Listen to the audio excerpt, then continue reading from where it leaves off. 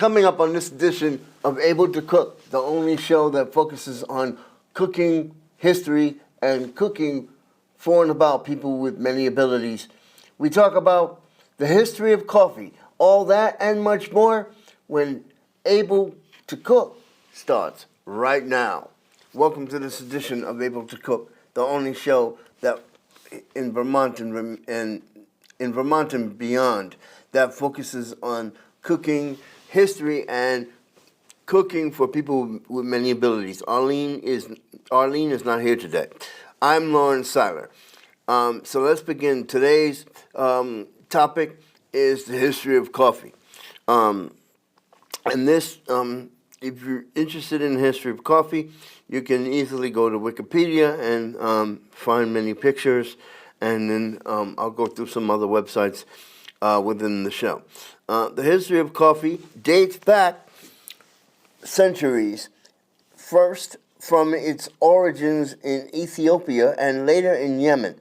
It was also known in Mecca in the 15th century.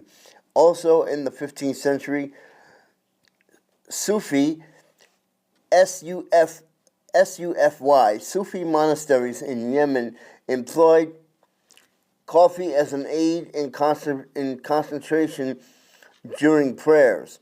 Coffee later spread to the Levant in the 16th century.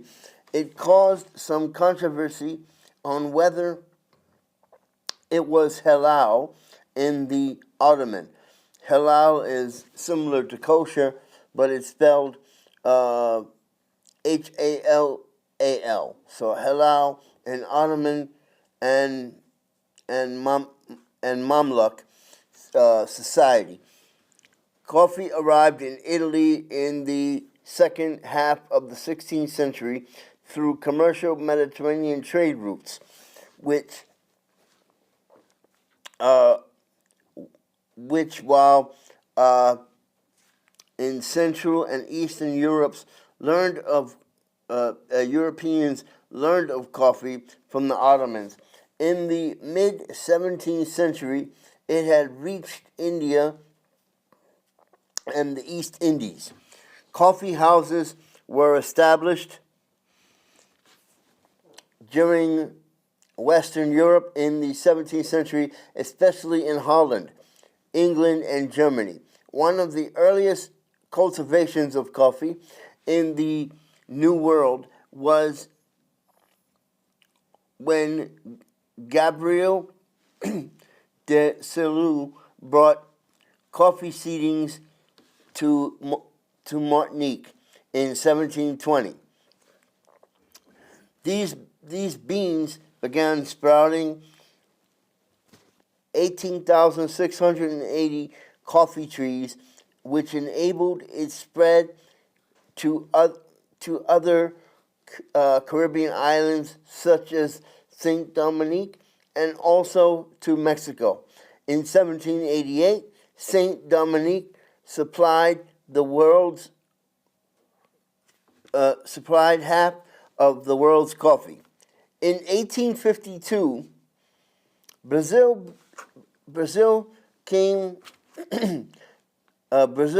became the largest producer of coffee and held that status ever since 1950. Several other major producers, notably Colombia, Ivory Coast, and Ethiopia, and Vietnam. The later overlooked Colombia and became the largest producer in 1999. Today, coffee is the world's most popular beverage with a significant cultural and economic impact globally. The word coffee entered the English language in 1582 via Dutch koffie, Koffie, borrowed from the Ottoman Turkey kav, which is spelled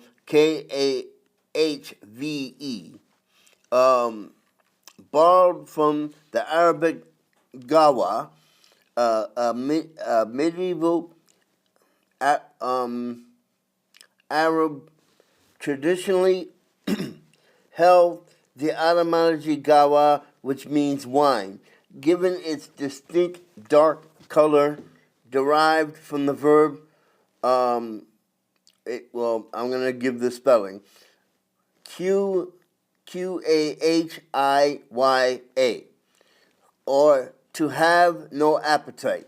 The word gawa means likely meant dark, referring to the brew or bean. Semitic languages had the root QHH, or dark color, which meant natural designation of the beverage. There is no evidence of that word kawa, which is named for the Ethiopian province Kaffa, which is part of coffee that originates from other countries, or any significant authority stating the opposite,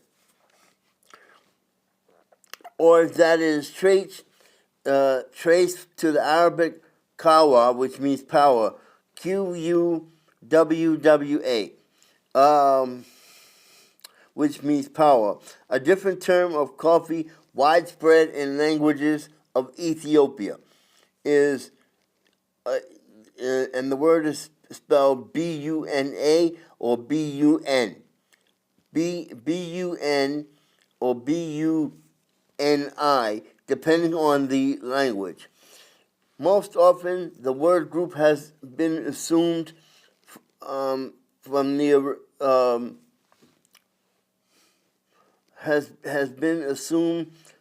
the original word from the Arabic bun, meaning specifically the coffee bean, but indigenous origin in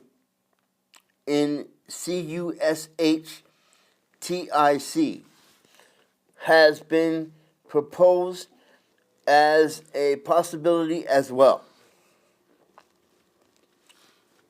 The Ottomans' dominant position in the trade in coffee is thought to have influenced several other European languages as well, inspiring cafe in Italian and cafe in French.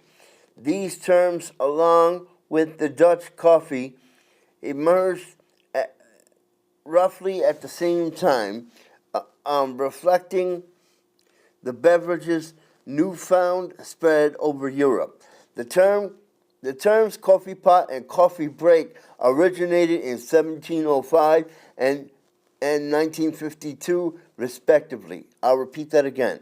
The terms coffee pot and coffee break originated in 1705 and 1752. I'm going to and on Wikipedia, you can click on the word if you want to find out more about it.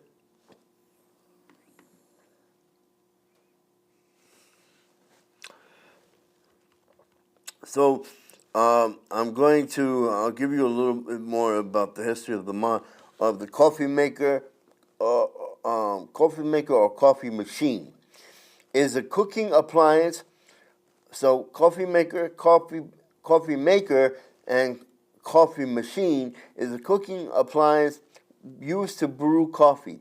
While there are many types of coffee makers, the most common ones use brewing principles, use gravity of pressure to move hot water through grounds, and in most common devices, coffee grounds are placed into paper or metal filler inside a funnel, and is set over a glass ceramic coffee pot.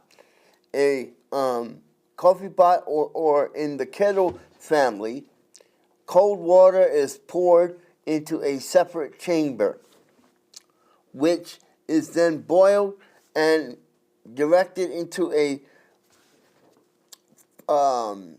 funnel and allowed to drip through under gravity. This is also called automatic drip brew. Coffee makers that use pressure and form through coffee grounds are called espresso makers and produce espresso coffee. Now there is a couple of words here that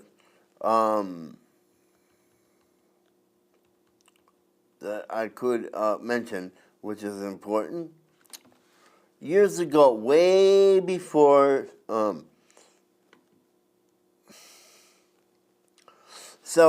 and then comes something called the coffee vending machine. A vending machine that dispenses hot coffee and other coffee beverages. Older models use instant coffee or concentrated liquid coffee and hot boiling water that provided condiments such as cream and sugar. Other modern machines prepare various coffee styles such as mochas, lattes, and drip coffee. And by the way, I know this is going to air after Passover, but to make coffee kosher, you don't necessarily need a rabbi to bless the coffee beans, but black coffee automatically is kosher. If nothing is added to it, you can just add sugar and what they call parve, P-A-R-V-E, coffee creamer, which is the dried coffee creamer, not the liquid. So coffee is automatically kosher using black coffee, and since it's kosher for Passover and year round. And something is kosher if it has the K on the box or the package, that kind of thing. But the stuff that is not kosher is the flavored coffees, such as, vanilla, during Passover, vanilla, hazelnut, that kind of thing. I mean, you can have your regular coffee, but just black with sugar or the powdered stuff.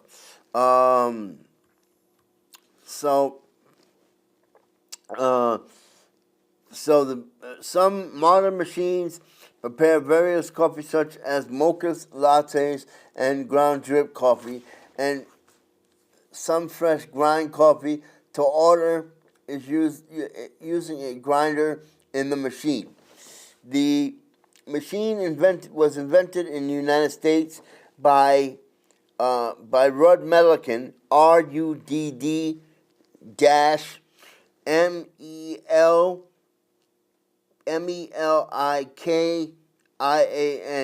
company in 1947, debuting the Quick Cafe, KWIK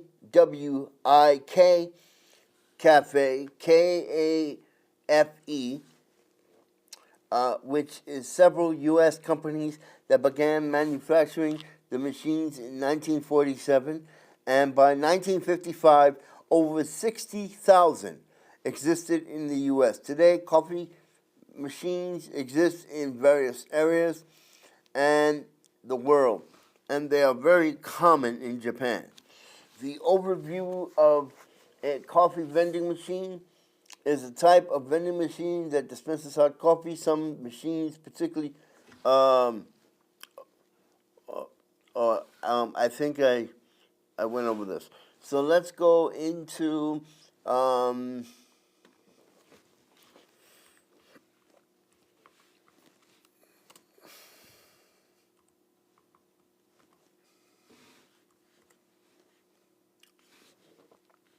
since I mentioned kosher coffee. Hold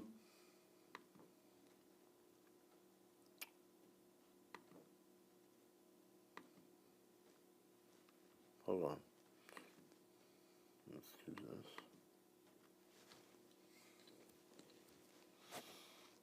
I'm getting something here. Oh, yeah. Coffee kosher,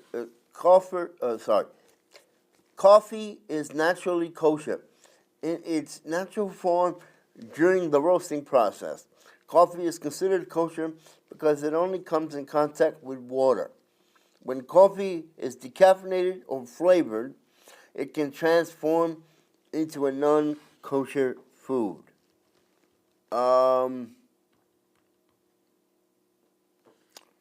So basically, it's saying here that plain unflavored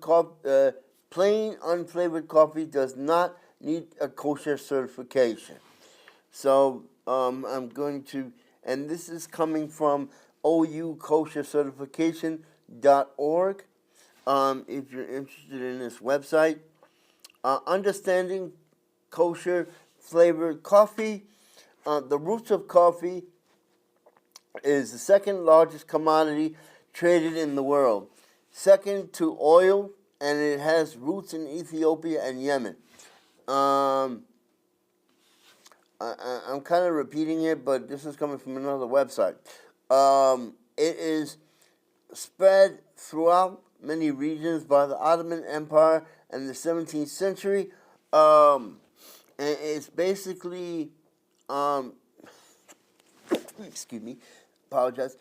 It's basically throughout Europe, and after the Boston Tea Party, the New World turned to coffee, and it became well known by the Civil War, when soldiers relied on it for extra energy.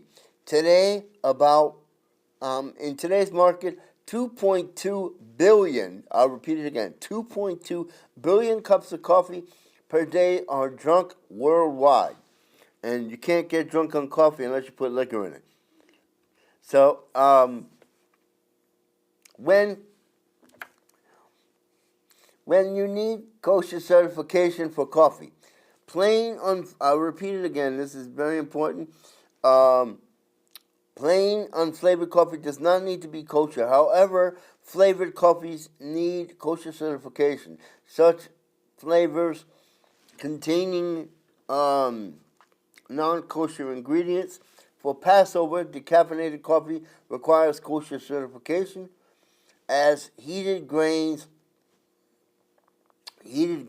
alcohol is often used to take the caffeine out of the beans, and grains are a leavening agent that is prohibited to consume on Passover. The coffee market. Europe and North America are the largest consumer-driven for coffee, and according, there are some major producing countries, which is Brazil, Vietnam, Colombia, and Indonesia. So I'll repeat that again: Brazil, Vietnam, Colombia, and Indonesia. In the U.S., consumers spend, and this is an astonishing number, consumers spend an excess of about $80 billion on coffee, and has an economic impact of coffee is the equivalent of 1.6% of GDP, which is gross national part of the gross product, and is close to 150 million daily drinkers of coffee. That's 150 million daily drinkers of coffee, consuming 400 million cups a day. 400 million cups a day. According to Bloomberg Millennials, in the United States, the United States constitutes 44% of all coffee drinkers, and globally, coffee consumption is set to rise 1/3 by the year 2030. The major players in the market are OU Kosher, Starbucks, and I'm only mentioning them. We're not showing any of their products. Starbucks is a symbol of coffee, and its products are kosher certified, choosing the worldwide leader in kashrut. Kashrut is spelled Kashrut. Kashrut in the Orthodox Union, which is OU, with a streamlined coffee operation. They rely on OU for its supervision. Nestle, equipped with the largest coffee plant in the U.S. with worldwide brands Nescafe and Taster's Choice, are strictly kosher and have the OU stamp on their products. The J.M. Smucker, S-U-M, I'm sorry, S-M-U-C-K-E-R, Smucker company that produces Folgers. It's one of the most well-known brands in the world that relies on OU certification. So, for more information on coffee and the Orthodox Union certification, especially for holidays such as Passover and the Jewish New Year, Rosh Hashanah, you can go to www.oukosher.org. That's KOSHER.org. And for more information on what you've seen today on Able to Cook, about kosher coffee and anything related to coffee and other topics on Able to Cook, you can go to www.orcamedia.net. That's www.orcamedia.net. And in the coming weeks, we'll have more recipes to show you, especially with coffee cakes and many other types of topics. That's www.orcamedia.net. I'm Lawrence Seiler. Arlene's not here today. See you next time on the next edition of Able to Cook, the only show in Vermont and beyond that focuses on cooking and people with many abilities. I'm Lawrence Seiler. See you next time.